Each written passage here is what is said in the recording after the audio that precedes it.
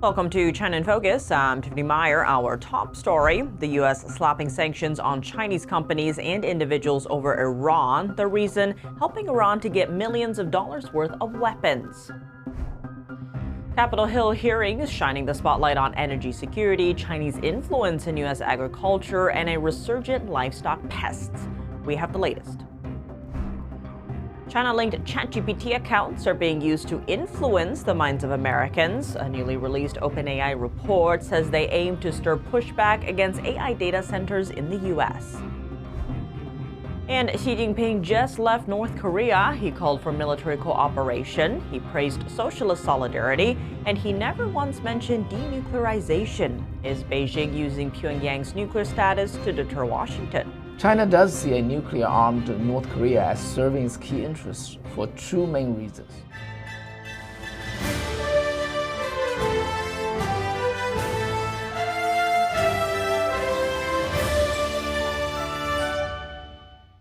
We start with some updates on Iran. President Trump says he canceled planned strikes on Iran after progress in talks to end the conflict. He says Iranian leaders and other parties approved discussions and finalized key points of a potential deal.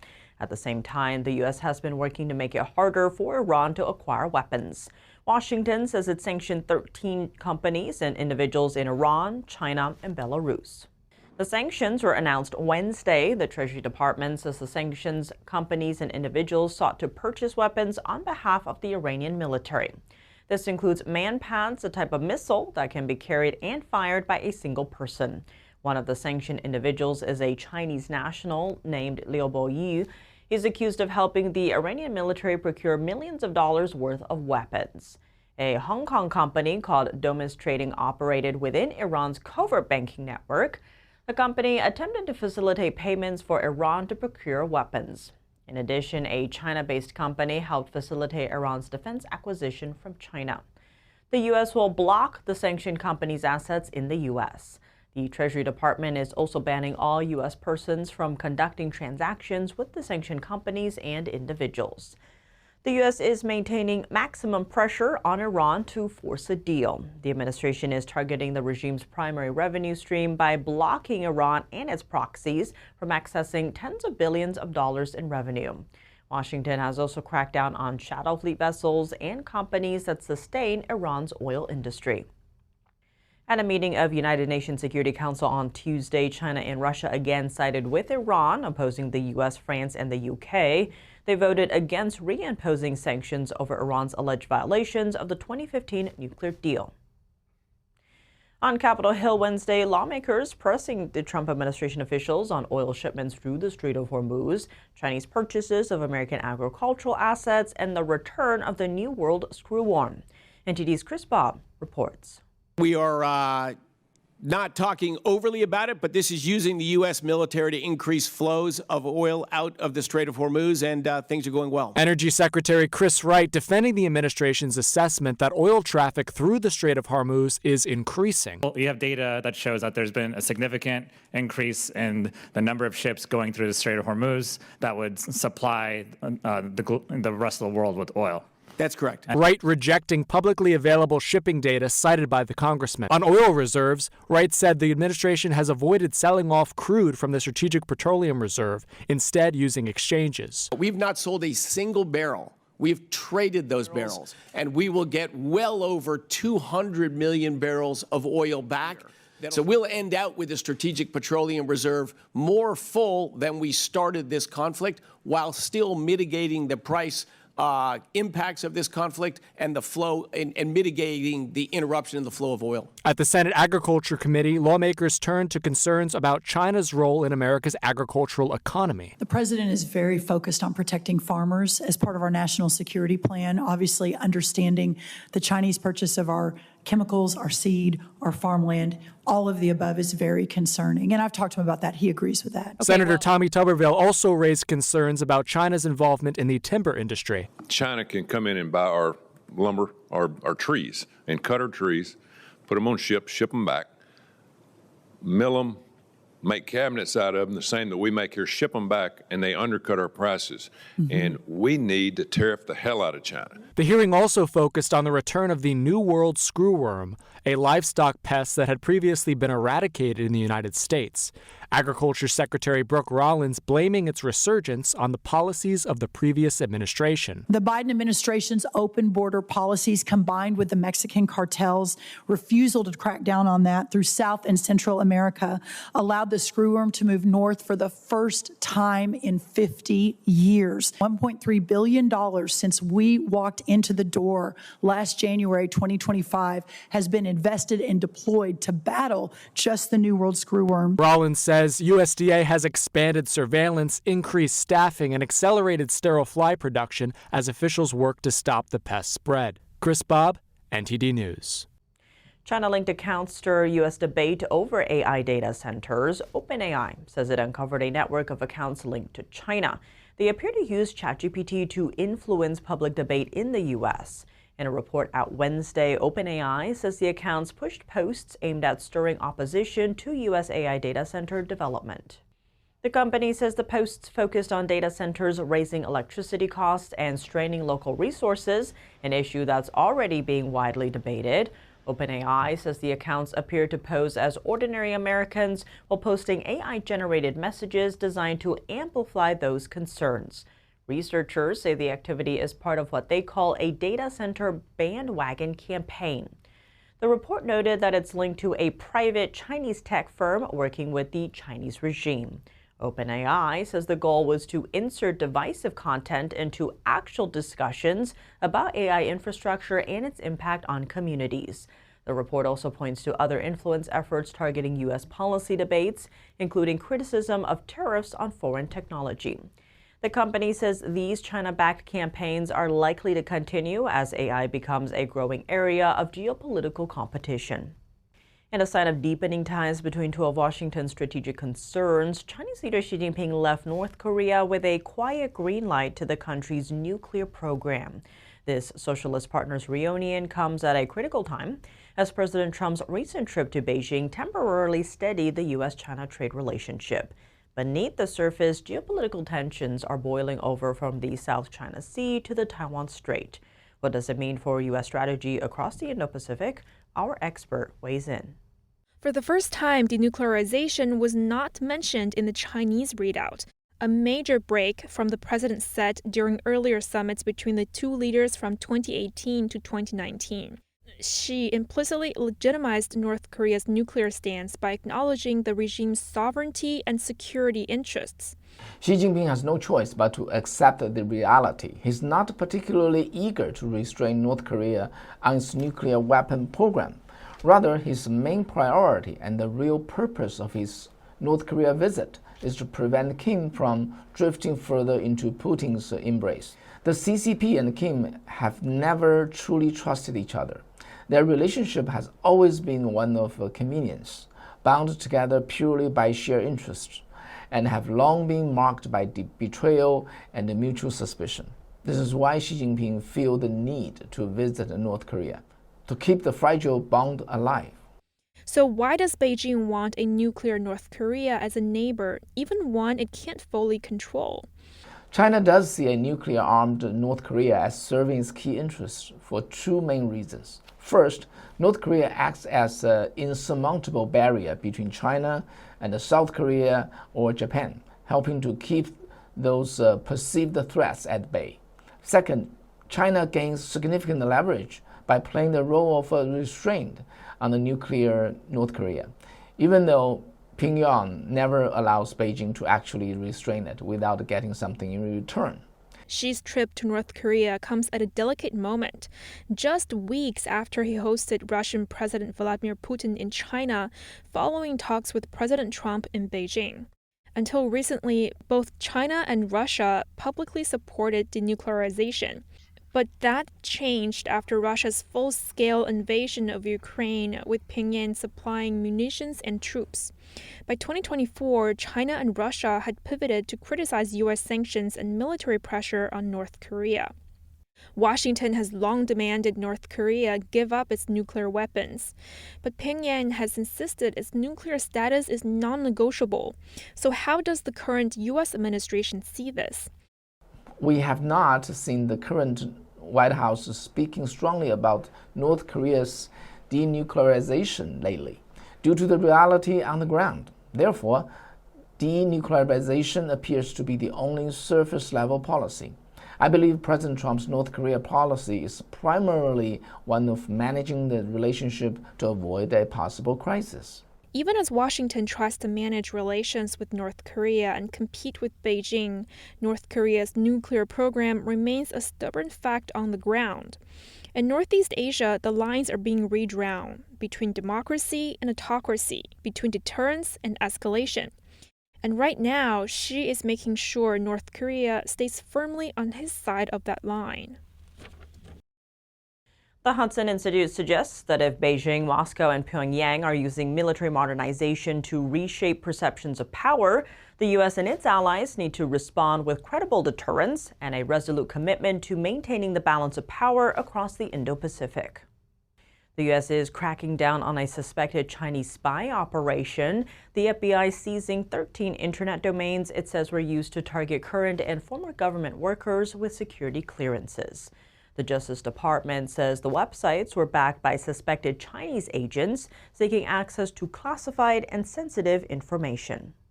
According to an affidavit beginning in November 2023, the conspirators created at least 13 websites for fake consulting companies.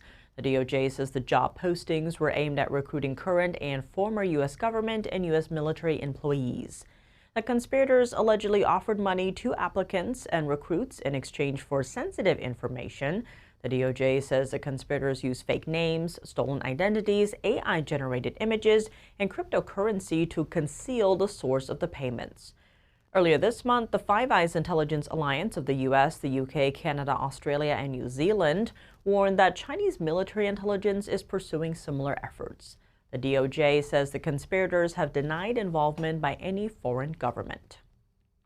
AI disruption isn't just hitting America. As China pushes companies to adopt artificial intelligence at a rapid pace, workers say the technology is already quietly reshaping the country's workforce. Companies in China's tech, advertising, and entertainment industries are slowly cutting staff as new AI tools take over jobs. One worker at a major Chinese internet company told Reuters Tuesday that layoffs began shortly after employees were told to start using AI tools. Beijing has been pushing companies to adopt AI while trying to limit large-scale job cuts. As a result, workers and industry insiders say companies are making smaller cuts or restructuring to avoid drawing government scrutiny. Some sectors are seeing dramatic changes, including entertainment, where AI-generated actors and digital sets are replacing production crews and reducing staffing needs. The shift comes as China pushes widespread AI adoption by the end of the decade, even as millions of new graduates enter an uncertain job market. Analysts estimate roughly 70 million Chinese jobs could face a high risk of AI-driven disruption, driving what many workers are calling growing AI anxiety. Across China, workers are realizing they have to adapt to AI or risk being left behind.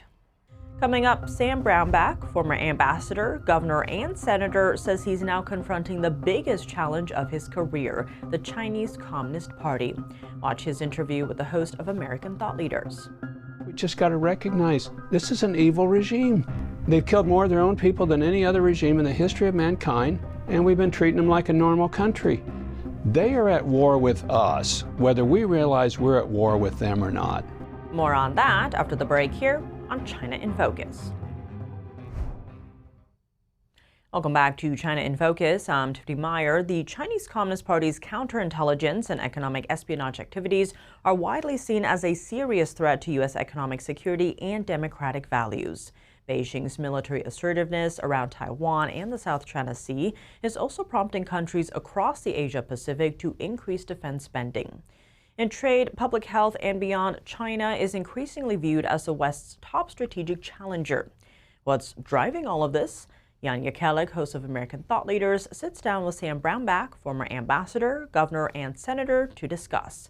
Brownback is also the author of the new book, China's War on Faith. After decades in public service, he says he's now confronting the biggest challenge of his career. Take a look. Basically, human rights, when it comes to the Chinese regime, are basically the no-go zone publicly, aren't they? They really are. Yeah. I mean, they want to raise Taiwan all the time, but you're kind of going, you know, okay, we'll let you raise Taiwan. We want to talk about Tibet and East Turkestan then. You know, I mean, Taiwan, you're saying you own that. Well, you don't own these other guys then. Well, no, you can't raise those issues. You can't talk about any of those issues, and you can't talk about Tibetan Buddhism, and you can't talk about how we're treating the Uyghurs. So, yeah, it's all duplicity on their part, and I think we just got to recognize, look, this is an evil regime. They've killed more of their own people than any other regime in the history of mankind, and we've been treating them like a normal country. And I think we're not ready for the full square off right now, but these two systems are inevitably headed for that. You argue in the book that there are 3 genocides happening in China, which is a pretty significant thing to say. I happen to agree with you on exactly on this, actually, but why don't you lay out the argument for me? You know, the three are the Uyghur genocide. It's primarily Muslim Uyghurs. They're kind of fine with the Uyghur culture, but they're not with Islam. It's the only country in the world I've been able to find you cannot name a child Muhammad. But that's one that's been publicly declared. But there's a genocide that's been going on in Tibet. Tibetan Buddhists, initially they slaughtered so many of the Tibetan Buddhists and the leaders, and now it's a cultural genocide, just really trying to rid the place of Buddhism, Tibetan Buddhism. They want to name the next Dalai Lama. The Chinese Communist Party, an officially atheistic group, wants to name the next official leader of Tibetan Buddhism, a faith, which is just galling and ironic at the same time. And then Falun Gong, they have decimated this group that got up by Chinese numbers to 90 million at one point in time, probably down 20 million. Who knows really what the actual number is? And on the most diabolical, barbaric ways of locking people up, throwing them in jail, forced organ harvesting, as you've written about. I mean, it's things. If somebody wrote about this and said it happened in the 15th century, you could kind of go, well, I can see that. But today, and it's happening. And that's why I say these are 3 genocides, because the intent is there to literally wipe out this group, this culture. Just to talk about that for a moment, right? You're using the word genocide very specifically according to its sort of original intent. This word is used flippantly these days. I mean, usually to describe significant amounts of death, but what you're talking about is something different. Well, I'm talking about the legal definition of it, where there is an intent to specifically wipe out or destroy a group of people. That's the official kind of the measure you're supposed to look at genocide. And you can see that in these 3 cases. There is a specific intent to destroy this group of people. And that's what's taking place, and that's why it fits the definition of having a 3rd genocide. And it just bothers me no end that then we still kind of treat them as a normal country. I went to a movie last week, Hail Mary, and I'm not highly recommending the movie, but the lead pilot of the rocket, it's a sci-fi movie, has a Chinese Communist flag on his sleeve. And he's the lead pilot for this rocket, and it's kind of he's the good guy. And I'm going, what are you doing here? What is this flag doing in this movie, saving the Earth? And why is Hollywood putting this out? And I make the point in the book, Hollywood hadn't put out a film that's negative towards the Chinese Communist Party or the CCP since 1997. 7 years in Tibet, in Kundun. That's the last time, because they're so tied economically in the marketing of the films. And I'm saying, it's time to stop this, guys. Come on. Well, it's interesting. I recently watched The Martian, and in that film, it's another. I think that's actually the book is by the same author that wrote Hail Mary. I think so, if I recall correctly. But there's a kind of a subplot where they have to get help from the Chinese some sort of booster, and the Chinese are shown to be very benevolently wanting to help the Americans, which I wish were true. And certainly there's Chinese people in China that would do that, but the regime absolutely would not. No, they wouldn't. Yeah. The regime wouldn't do that. And I am for the Chinese people. I have an adopted Chinese daughter who I love dearly. I love the Chinese people. I love the Chinese culture. I do not like the Chinese Communist Party, nor what they've done to the Chinese people or the country itself. And that's really a critical point to make, that this is the problem, is the Chinese Communist Party. And for all President Xi's talk about sinicization of it, which I find really amazing in many respects, because the real interlocutor and the real stranger in China is communism. That's a European invention, industrial age European invention that they've put on the Chinese people. That's the one that needs to be sinicized and sinicized out of the place. You know, you're just reminding me, this is something I haven't really covered yet, I'm going to go astray a little bit of religion, or faith, which is the main focus of our talk today. But there are these new rules in China around assimilation of ethnic minorities, and I'm wondering if you want to comment on that. Yeah, what a horrible idea. I mean, like, what exactly are they doing? I mean, this is official. They're implementing some kind of official policy on this. It's almost, I mean, it wasn't so horrible, it would be comical. Well, and if it wasn't something that places in the world had already done and failed and hurt people doing, I mean, you can look at our treatment of the American Indians, the Native Americans in this country, and where we said, okay, we're going to really try to make you like European settlers. We're going to try to make you like us. And it hurt people. It killed them. We tried to make their culture our culture. It was a horrible, failed, deadly thing that we did 100 years ago, and I carried the apology bill for it. And there's still remnants of it. And China's trying to do that today. And why are you doing it? Why not let these cultures live and thrive? Why not let people practice the faith the way they want to practice it? And it's because the Chinese Communist Party must, they believe, maintain strict, tight control over everybody and every thought. And that's the way they're going to press it in that country, and that's what they're exporting to their satellite countries around the world. That's all for today's China in Focus. I'm Tiffany Meyer. If you have any feedback on the show or have something you'd like to see us cover, send us an email at chinainfocus@ntd.com. We'd love to hear from you. For on-the-clock original news coverage, visit us at ntd.com or download our NTD app. Thanks for watching. See you tomorrow.